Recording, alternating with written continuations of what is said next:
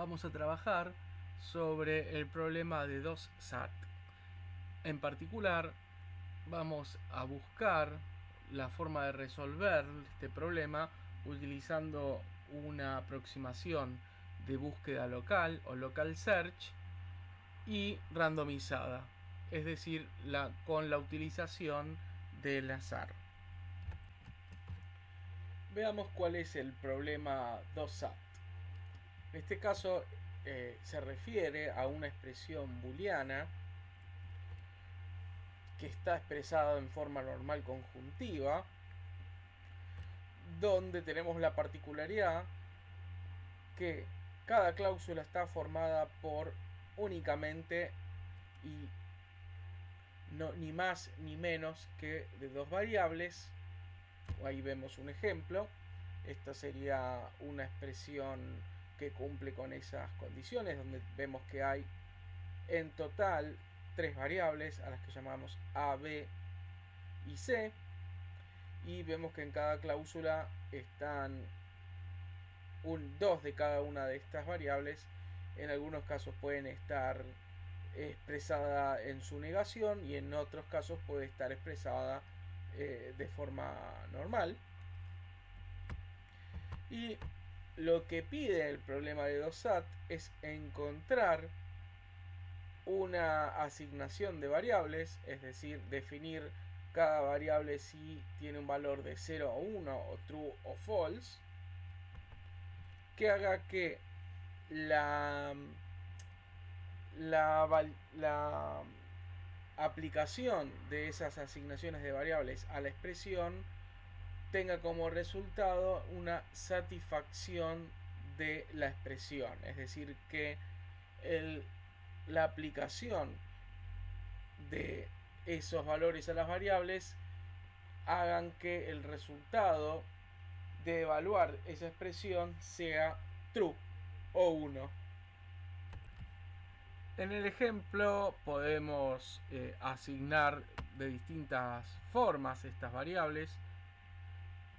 Por ejemplo, podemos decir que A es igual a 0 o false, B es igual a 1 o true, y C es igual a 1 o true. Y cuando pasamos estos valores y evaluamos esta expresión, vemos que para este primer caso no se satisface esta expresión. Particularmente, fíjense que cuando evaluamos la primera cláusula es 0 o 0, entonces da 0, y por lo tanto al después hacer un AND, el resultado de cada una de las otras cláusulas, esto en definitiva nos va a dar false,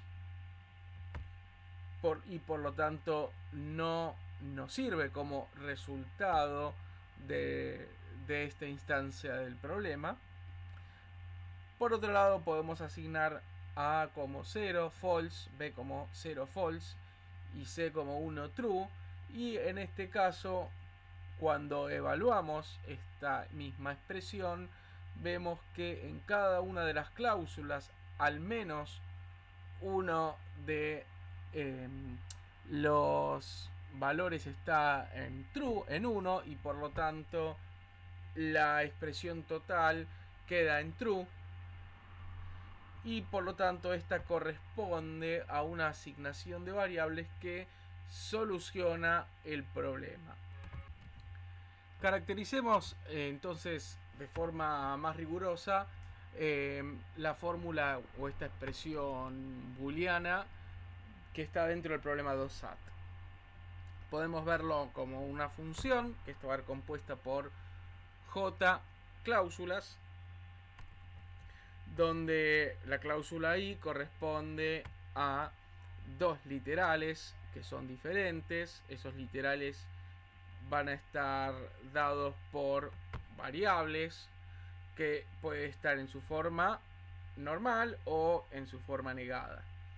Es importante para lo que es la posterior demostración de la eficiencia y optimalidad de nuestro algoritmo que vamos a presentar, que esos literales sean diferentes.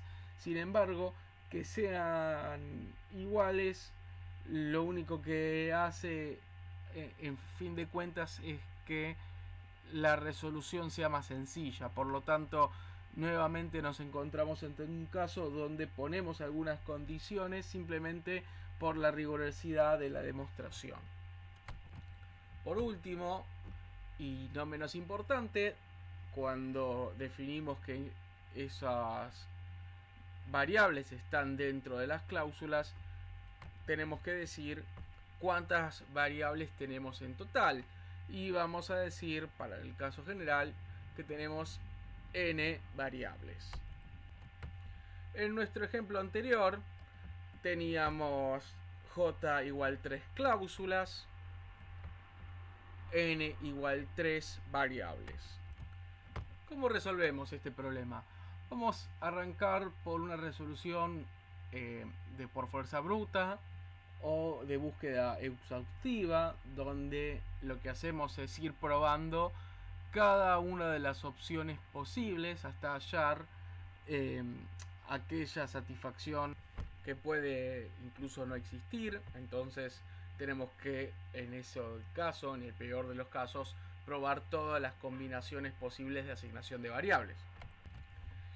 Y eso es lo que nos va a determinar, en definitiva, la complejidad temporal de nuestro algoritmo por fuerza bruta, que es probar todas las combinaciones posibles de variables. Y nosotros, si tenemos n variables, tenemos 2 a la n posibles asignaciones. Y por cada una de estas asignaciones tenemos que evaluar si se satisface cada una de estas cláusulas. O sea, o a la c evaluaciones que tenemos que realizar por cada una de estas asignaciones de variables. En definitiva, la complejidad temporal será de c veces 2 a la n o 2 a la n c veces. Y no es una propuesta atractiva. De hecho, vamos a decir que no es tractable, no es tratable. No es algo polinomial. Hemos expresado nuestra complejidad en función de dos variables, que es la cantidad de cláusulas que habíamos definido en nuestro problema, que teníamos j en una instancia, y n, el número total de variables. Lo que vemos también es que podemos expresar la cantidad máxima de cláusulas también en función de el número de variables disponible. ¿Y cómo sería eso? Si tomo dos variables, a y b, existen 4 combinaciones posibles de la misma. O sea que si tengo dos variables, como máximo puedo tener 4 cláusulas, en donde está a o b, no a o b, a o no b, y por último no b o no a.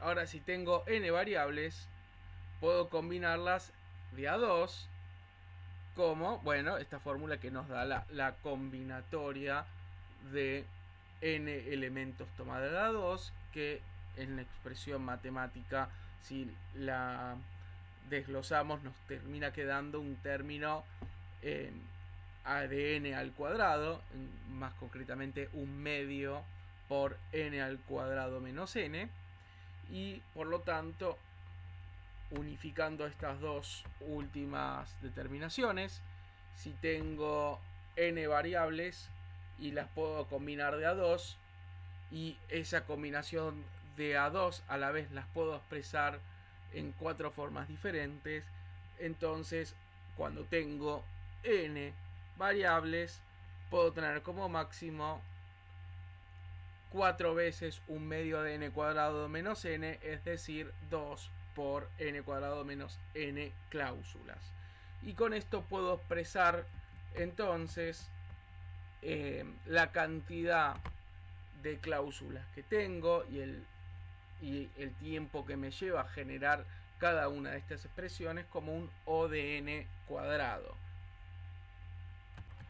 De esta forma puedo elegir si expresar la complejidad de mi problema en función de dos parámetros, la cantidad de cláusulas y la cantidad de variables, o simplemente expresándolo de acuerdo a la cantidad de variables que tengo el problema. La elección de uno al otro va a depender básicamente de cómo queremos trabajar. Lo que hay que tener en cuenta es que la cantidad de cláusulas real puede ser mucho menor que la máxima total cantidad de cláusulas que podemos tener disponibles. Sin embargo, son las dos formas de expresarlas correctas. En definitiva, una resolución por fuerza bruta no es muy adecuada si queremos tener un resultado en un tiempo razonable. Y por lo tanto, lo que vamos a presentar a continuación es una solución que es randomizada. ¿Qué esperamos de esta solución randomizada? Que se ejecute en tiempo polinomial y que encuentre, si existe con alta probabilidad, una asignación con una instancia de 2 SAT. Y esta forma de resolver lo que vamos a mostrar fue dada en 1992 en el paper que se llama On Selecting and Satisfying True Assignment Extended Abstract, que fue dada por Papadimitrov. Pasemos directamente al pseudocódigo de esta solución.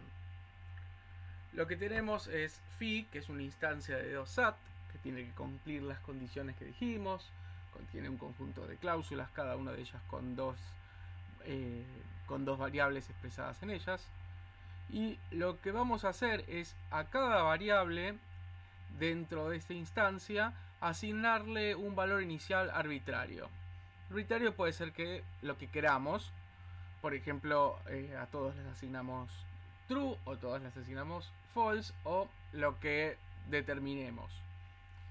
Y lo que va a hacer ahora es entrar una iteración hasta que se satisfaga esa expresión o hasta llegar a una cantidad predeterminada de veces, que vamos a llamar t veces. ¿Y qué es lo que hace en cada una de estas iteraciones? Primero obtenemos una cláusula que llamamos C que no esté satisfecha con la asignación que le dimos a las variables. Y acá está la parte aleatoria. Lo que hacemos es elegimos de forma azarosa y de forma uniforme, es decir, que la elección de cada una de estas opciones tiene la misma probabilidad entre sí. Lo que hacemos es de esta cláusula elegir una de las dos variables que contiene en forma aleatoria y lo que hacemos es alternar el valor de esa variable y por lo tanto esa cláusula va a pasar a estar satisfecha. No sabemos si cambiar esa variable puede afectar el resto de las cláusulas y por lo tanto ahora lo que hacemos es volver a preguntar si phi está satisfecha o no. Si está satisfecha, retornamos que esa asignación de variables hace que se satisfaga nuestra función, nuestra expresión booleana que queremos satisfacer. Y si no, volver a repetir t veces. Si cuando eso termina no está satisfecho, retornamos que no se puede satisfacer. Como ven, es una solución bastante sencilla de programar, de llevarla a la práctica. ¿Cuál sería la complejidad temporal de este problema? Más allá de después ver cuál es la probabilidad de llegar a una solución adecuada. La complejidad temporal la podemos ver directamente sobre el pseudocódigo. Asignar cada una de las variables inicialmente es O de n, tenemos n variables. Repetir se va a hacer como máximo t veces, que es un parámetro que tenemos que asignar a nuestro algoritmo. O sea que esta iteración es O de t en el peor de los casos. Evaluar si la función es satisfecha o no es O de c, que está dado por justamente la cantidad de cláusulas que tenemos en nuestro problema. Tengo que evaluar cada una de las cláusulas. También puedo ver que es O de n, porque se acuerdan que habíamos determinado que la máxima cantidad, O de n cuadrado, porque habíamos dicho que la máxima cantidad de cláusulas está relacionado con el número de variables que tengo. También obtener una cláusula que no está satisfecha es O de c. Y el resto son simplemente volver a evaluar si está satisfecho o no, que es O de c. O de 1 simplemente el alternar el valor, y por lo tanto la complejidad total de este algoritmo es O de n más t por c, que también t por c es un factor más grande que el n, entonces podemos decir simplemente que es un O de t por c. Y si lo queremos expresar en función de la cantidad de variables de nuestra función, podemos decir que es un O de t por n cuadrado. Pasemos a analizar esta solución. Hasta ahora esperemos que esto encuentre la solución, pero no tenemos todavía algo formal que nos permita decir qué tan probable es que encuentre la solución, si es probable que lo encuentre o no. Y eso es lo que vamos a hacer entonces ahora. Primero vemos que es un algoritmo de tipo Monte Carlo y de búsqueda local. ¿Por qué es de Monte Carlo? Porque si pi no se puede satisfacer, siempre va a retornar la respuesta correcta, que es, en el peor de los casos, y que sería en este caso, si no lo encuentra, va a tratar de buscar la solución, y como no existe, no la va a encontrar, lo va a hacer t veces, y entonces es O de t por c, es un tiempo que dijimos que es polinomial. Y si se puede satisfacer, ¿qué va a pasar? Puede que lo encuentre o no la respuesta correcta. ¿Por qué puede no encontrarlo? Porque puede estar aleatoriamente siempre eligiendo modificar una variable que haga que no se pueda satisfacer la expresión. Nada impide que por una cuestión de aleatoriedad, una cuestión de azar, en todas las t veces no seleccione la combinación que haga que esa expresión se satisfaga. Y si lo hace, lo va a encontrar, pero puede ser que no lo encuentre y va a terminar también en O de tc veces. Y eso corresponde entonces a un algoritmo de Monte Carlo. Puede, o sea, sé que va a ser ejecutarse siempre en tiempo polinomial, pero hay una probabilidad, que esperemos ver que sea baja, de aún pudiéndose encontrar una respuesta satisfactoria, no lo encuentra. Sin embargo, sabemos a ciencia cierta que si no se puede satisfacer, el algoritmo me va a decir en forma correcta que no se puede satisfacer. Entonces, siempre al ejecutarse en tiempo polinomial lo podemos expresar, como dijimos, en funciones de la cantidad c de cláusulas o la cantidad n de variables. El por qué es un algoritmo de búsqueda local lo vamos a ir desarrollando en los próximos minutos. Continuemos con el análisis. Supongamos que existe una asignación de variables a las que llamamos s, que hace que nuestra función phi se pueda satisfacer. En rigor, pueden existir varias asignaciones que hagan satisfacer a nuestra función, pero tomemos una de ellas. ¿Qué va a pasar? El algoritmo se va a ejecutar iterativamente.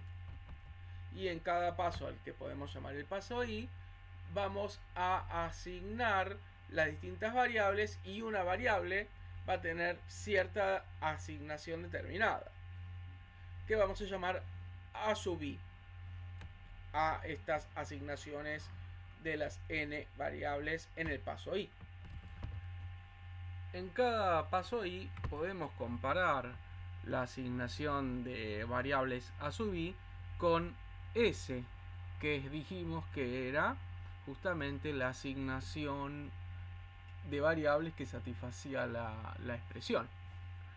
Y vamos a ver que va a haber un conjunto de las variables que va a estar dado por b variables, que va a ser menor o igual a n, que tiene igual asignación de valor entre los dos. Y vamos a encontrar cómo satisfacer esta expresión cuando coincidan, cuando, digamos, todas las variables de a sub i sean igual a s. ¿Cuántos pasos vamos a necesitar para que esto se cumpla? ¿Podemos medir eso? En cada iteración y lo que estamos haciendo es buscar una cláusula C que no está satisfecha. Eso significa que al menos una de las dos variables, que podemos llamar x e y, que está en esta cláusula C, en a sub i tiene una asignación de valor diferente a s. Y como en forma aleatoria y uniforme modificamos alguna de las variables en su asignación x, y, lo que va a implicar es que esa cláusula C va a pasar a satisfacerse. Ahora, ¿qué pasa entre a sub i y s? Vamos a ver que de acuerdo a cuál de las dos variables modifico, vamos a tener que el a sub i y el s se van a ir pareciendo más o menos. Y hay distintos casos que lo vamos a sumarizar en la siguiente tabla. En la primera columna mostramos en qué condición llegamos con la variable x e y comparándolas en a sub i y s. En la segunda y la tercera columna lo que estamos mostrando es qué va a pasar entre la similitud entre a sub i y s para cada uno de estos casos si cambiamos x o y. Y en las últimas dos columnas se muestra qué probabilidad tenemos entonces de acercarnos realizando un cambio que era x probable. Teníamos la misma probabilidad de elegir cambiar una variable a la otra. ¿Qué probabilidad tenemos entonces de ir acercándonos en una variable más entre a sub i y s, y en el otro caso de alejarnos también de a sub i y s realizando un cambio de variable?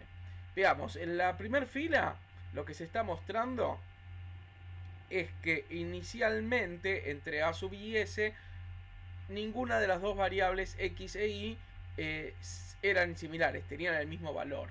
Y por lo tanto lo que se puede ver es que tanto si cambio x como si cambio y, me voy a estar acercando en uno entre la similitud de a sub i y s. Lo que estamos buscando en definitiva al final es que todas las variables entre a sub i y s sean iguales.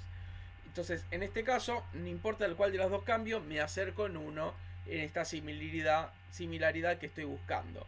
Y por lo tanto la probabilidad de acercarme es de 1 y la probabilidad de alejarme es de 0.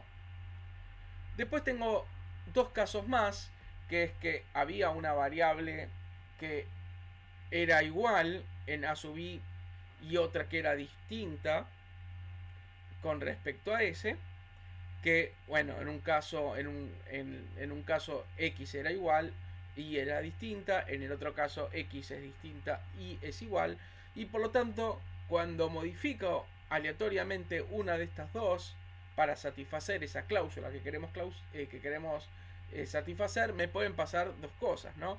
En un caso, modifico algo que termina satisfaciendo la cláusula, pero me alejo en uno, en lo que es similaridad entre A sub I y S, y en el otro caso modifico y me acerco en uno. ¿Y qué probabilidad tengo? Como en un caso me acerco en uno y en otro caso me alejo en uno, y la probabilidad de elegir cada uno de estos es un medio, entonces tengo una probabilidad de un medio de acercarme y una probabilidad de un medio de alejarme. Y eso para los dos casos, cuando hay una que era igual y una que es distinta. Y nos queda el cuarto caso, que era cuando en ese paso tanto X como Y entre A sub I y S eran iguales. Pero vemos que esto no puede ocurrir, porque si estoy diciendo que esa cláusula no está satisfecha y estoy diciendo que esa es la asignación donde toda la expresión se satisface, también tiene que ser que esa cláusula se satisfaga, y por lo tanto, como elijo la cláusula en A sub I que no se satisface, no sería una un caso posible, no, es imposible que eso ocurra. Entonces nos quedamos únicamente con los primeros tres casos. Entonces hablamos de una cantidad de variables que son similares entre A sub I y S, pero vamos ahora a caracterizar cuántas son esas variables. Entonces vamos a llamar X sub I a la cantidad de variables coincidentes en el paso A sub I, obviamente con S. Si X sub I es igual a N, el algoritmo termina, porque ¿qué estoy diciendo? Que la cantidad de variables que coinciden entre A sub I y S es igual a N, es decir, son todas, y por lo tanto, como dije que en S se satisface la expresión, en el algoritmo se termina cuando se satisface la expresión. Hay que tener en cuenta que en la realidad, como hay posiblemente varias asignaciones diferentes en las que se puede satisfacer la expresión, no necesariamente al llegar a X es igual a N termina, sino que podría terminar con menos. Pero igual nosotros estamos pendientes del peor de los casos. Entonces, si suponemos que existe una única forma de satisfacerla, eso únicamente va a pasar cuando X es igual a N. Otro caso que tenemos es si la cantidad total de variables coincidentes en el paso I es 0, X sub I es igual a 0. ¿Eso qué implica? Que cualquier variable que modifique en cualquier cláusula que elija va a hacer que aumente en 1 las coincidencias. No hay forma de cambiar. Si todas son distintas y cambio 1, no hay forma que no me acerque 1 en las coincidencias. Entonces ahí podemos decir que la probabilidad de que en el paso siguiente, en I más 1, la cantidad de variables coincidentes sea 1, si en el paso anterior la cantidad coincidente era 0, es 1. Y eso lo expresamos ahí mediante esa expresión de probabilidad condicional. Ahora, si la cantidad de variables está entre 0 y n, dijimos que se podía acercar o alejarme siempre en 1. Y entonces, ¿con qué probabilidad? Con mayor a igual a un medio me puedo acercar, con menor a un medio me puedo alejar. ¿Por qué? Recuerden que había tres casos. En una me acercaba con probabilidad 1 y me alejaba con probabilidad 0, y en los otros dos me acercaba con un medio y me alejaba con un medio. Por lo tanto, en el global es más probable que me vaya acercando que alejando. Pero en el peor de los casos lo podría llevar a que sea un medio, y eso lo hacemos también para la simplificación después de los cálculos. Pero lo que vemos es que también en el peor de los casos, si estoy en una situación, me puedo acercar con un medio o me puedo alejar con un medio en la cantidad de coincidencias. Estamos ante la presencia de algo que se conoce como una cadena de Markov, que sería un proceso estocástico, o sea, estadístico y probabilístico, discreto, porque hay valores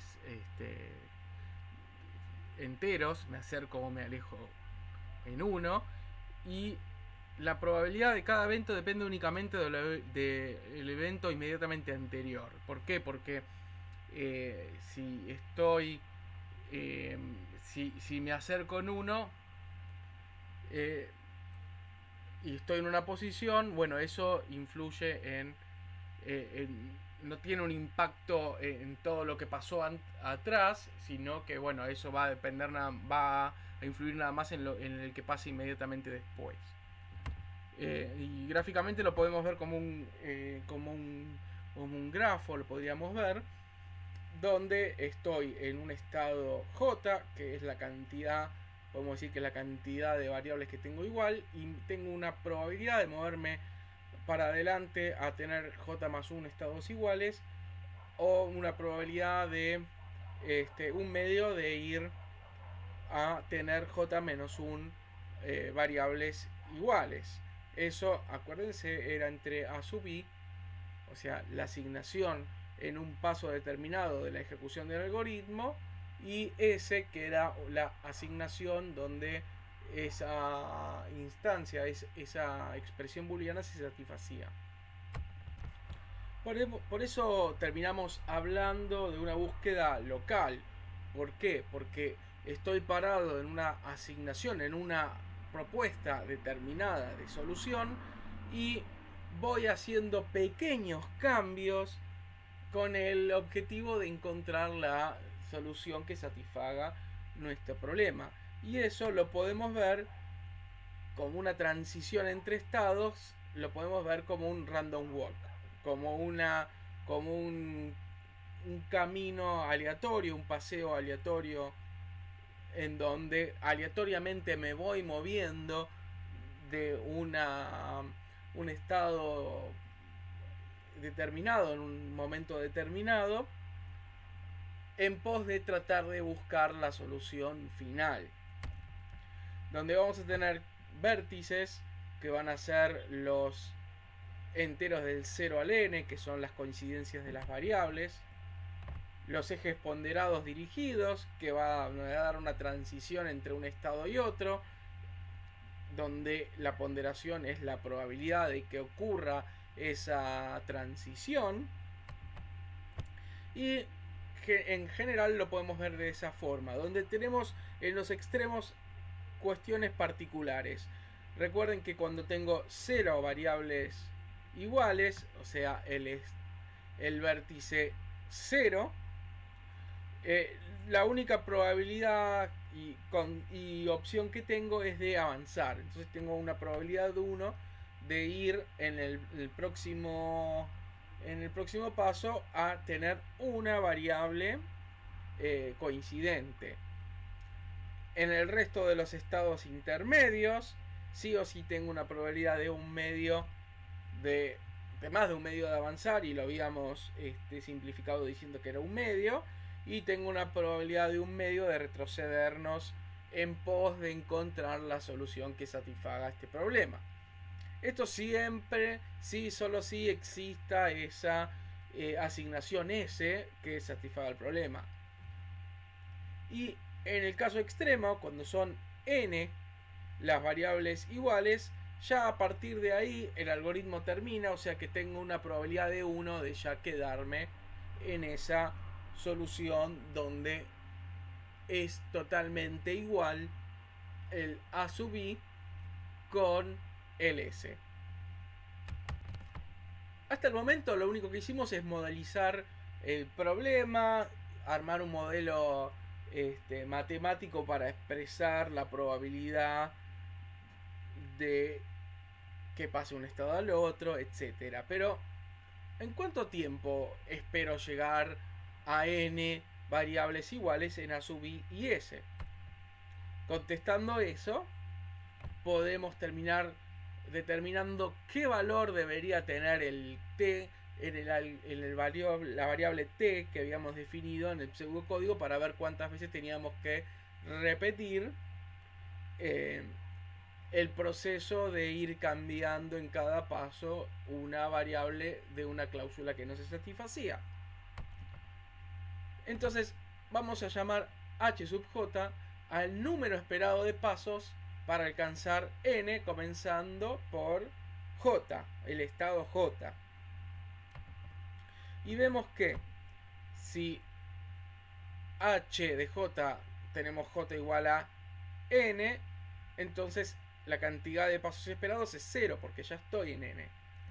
Ahora, si estoy en h0, es decir que estoy en el paso, en el estado 0, es decir, ninguna variable es igual, yo sé que el número esperado es h1 más 1. ¿Por qué? Porque siempre me muevo en un paso al estado h1 y ahí el número esperado de pasos de h1 entonces va a determinar cuántos pasos necesito para llegar de h0 a n. Y si estoy en un valor intermedio que va entre 0 y n, y eso es lo que vamos a tratar de determinar ahora, cuál es el cálculo del valor esperado. Y para eso vamos a definir z sub j a la variable aleatoria representando el número de pasos para alcanzar n, comenzando por j. Está relacionado con el valor que definimos antes, el h sub j, donde, ¿por qué? El valor esperado de z sub j equivale a el h sub j, que es la variable que habíamos definido antes. Y podemos ver que partiendo desde j, donde estamos con j va entre 1 y n menos 1, o sea, excluyendo los extremos, el próximo paso es j menos 1 con una probabilidad menor a 1 medio, y es j más 1 con una probabilidad de 1 medio. Es decir, me voy a ir al siguiente paso con probabilidad 1 medio, o sea que voy a estar en un estado más adelante con 1 medio o un estado más atrás con 1 medio. Y entonces está vinculando, me voy a mover, voy a hacer un paso para atrás o para adelante y voy a estar entonces en el estado anterior o en el siguiente, según lo que corresponda, y entonces esa variable aleatoria, el número de pasos, va a estar vinculado también con el número de pasos del estado anterior o el siguiente. Por lo tanto, en el peor de los casos, podemos calcular el valor esperado de z sub j como el valor esperado de la probabilidad, ahí está el 1 medio, de estar en y hacer un paso y estar en z de j menos 1, y sumándole entonces a la probabilidad sería de 1 medio de estar un paso y estar en z de j más 1, que como tomamos la probabilidad en forma pesimista, ponemos que es 1 medio y 1 medio y no es el mayor igual y el menor a 1 medio, y por lo tanto podemos facilitar estos cálculos que vienen a continuación. Podemos considerar que la esperanza es lineal y por lo tanto podemos sacar el 1 medio fuera de esta expresión de la esperanza, y por lo tanto también podemos sacar el 1 y nos queda expresado matemáticamente como se muestra en pantalla. Y recordando que la esperanza de ZJ era igual a H sub J, y lo mismo para cada una de las distintas expresiones de la esperanza, entonces podemos decir que la esperanza, el H sub J, lo podemos expresar de la siguiente manera, como se muestra en la pantalla. Entonces llegamos a un sistema de ecuaciones unificando todo lo que vimos hasta este momento, donde teníamos h sub n igual a 0, h sub 0 era igual a h sub 1 más 1 y el h sub j con lo que calculamos antes.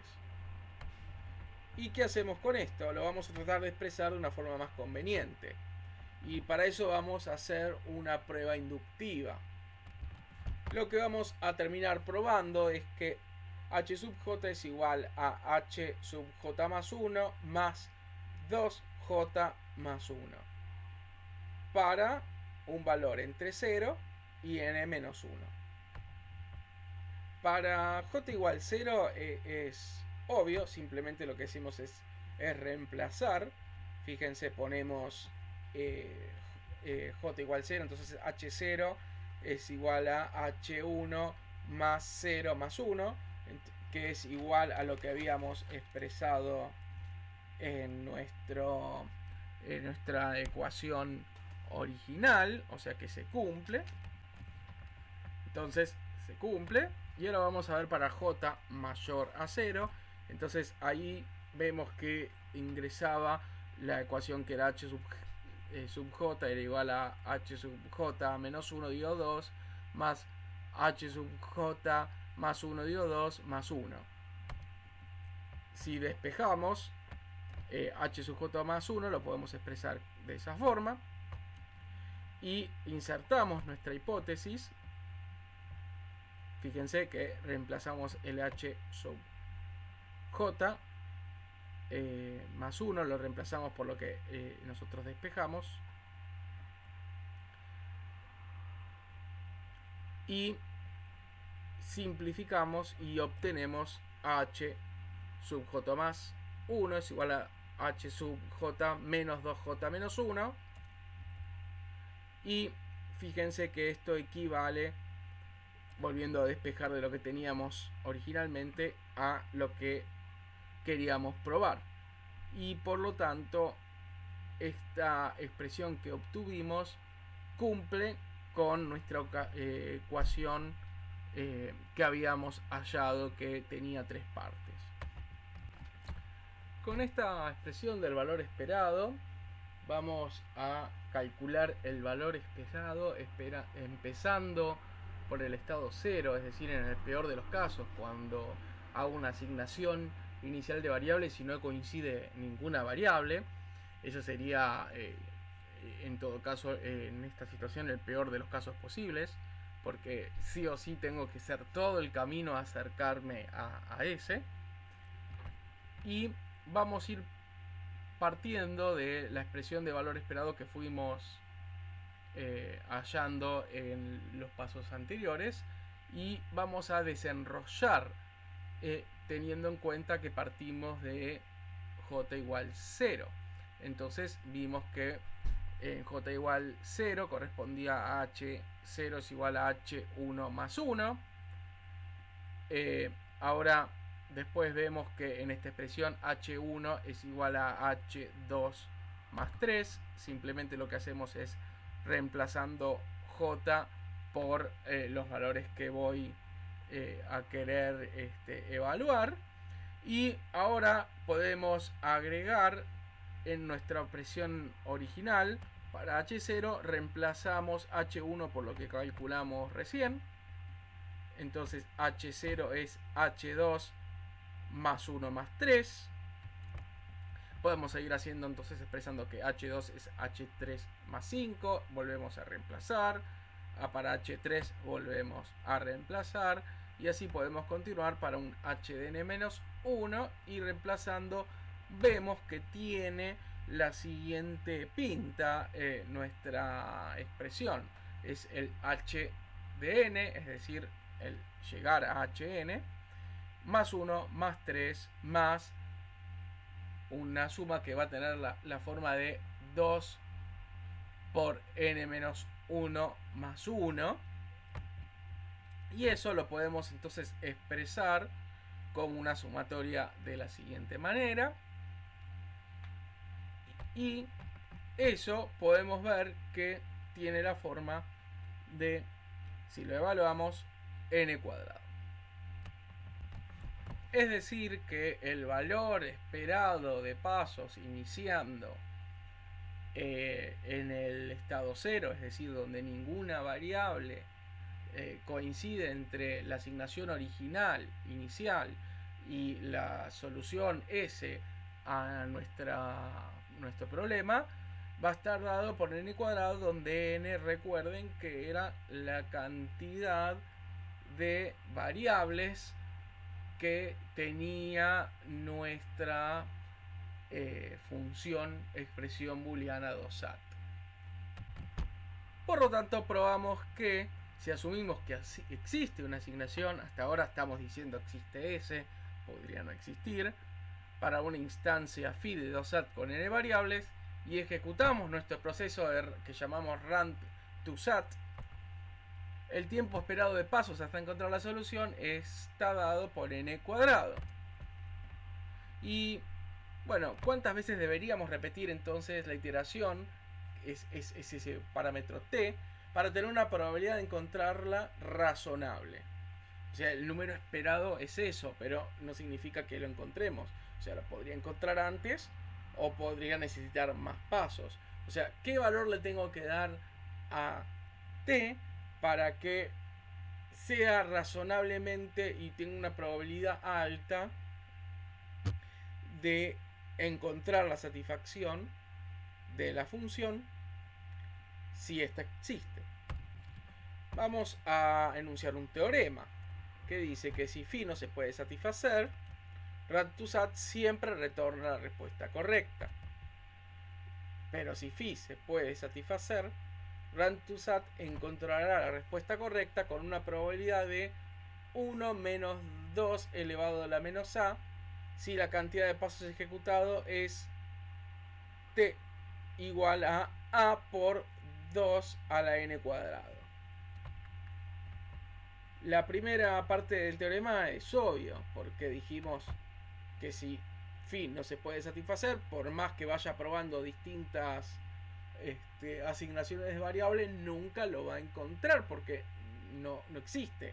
Ahora, la segunda parte del teorema requiere que lo probemos. Ahora, una vez que lo probemos, lo que estamos afirmando es importante. ¿Por qué? Porque nosotros vamos a poder ajustar la probabilidad de encontrarlo. Fíjense, cuanto más grande sea el valor de A, esa probabilidad va a ser cada vez mayor, acercándose a 1. Y el momento que fijemos A, teniendo el valor de la cantidad de variables que la conocemos, podemos calcular entonces el valor de t.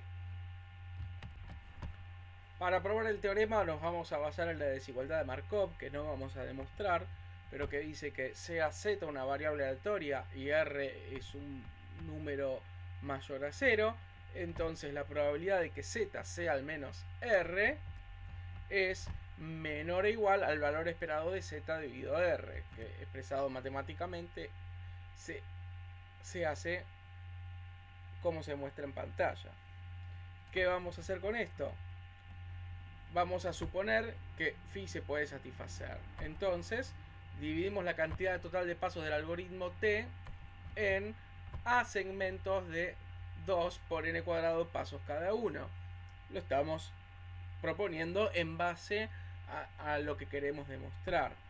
Entonces llamamos z a la variable aleatoria, que corresponde a número de pasos en el segmento i hasta encontrar la asignación de satisfacción, algo que estamos definiendo. Y sabemos que, por lo que demostramos, el valor esperado de z es n cuadrado. Eso lo demostramos antes. Y si aplicamos la desigualdad de Markov, diciendo que el valor r es 2n cuadrado, entonces sabemos que la probabilidad de que z sea mayor o igual a 2n cuadrado va a ser dado que es menor o igual a n cuadrado dividido 2 a la n cuadrado. Eso es por la definición de desigualdad de Markov, que podemos simplificar y nos da que esa probabilidad es menor o igual a un medio. La probabilidad de no encontrarlo, es decir, requerir más de 2 por n al cuadrado pasos en el segmento i es como mucho entonces un medio. Y si asumimos que la probabilidad de no encontrar en a segmentos seguidos es independiente, entonces podemos calcular a esta probabilidad como un medio por un medio a veces, es decir, un medio elevado a la a, que es equivalente a 2 a la menos a, y por lo tanto la probabilidad de encontrarlo luego de a segmentos es 1 menos ese valor que encontramos, entonces es 1 menos 2 elevado a la menos a. Y con esto, luego de un largo recorrido que nos llevó varios minutos de finalizar, hemos concluido y pudimos demostrar que este algoritmo con alta probabilidad, con un valor de t que pudimos determinar y podemos modificar para tener mayor certeza de encontrar el resultado si así lo deseamos, finalizamos y nos damos por satisfechos. Espero que haya quedado claro. Gracias por llegar hasta este momento. Los espero en el próximo video. Chao, hasta luego.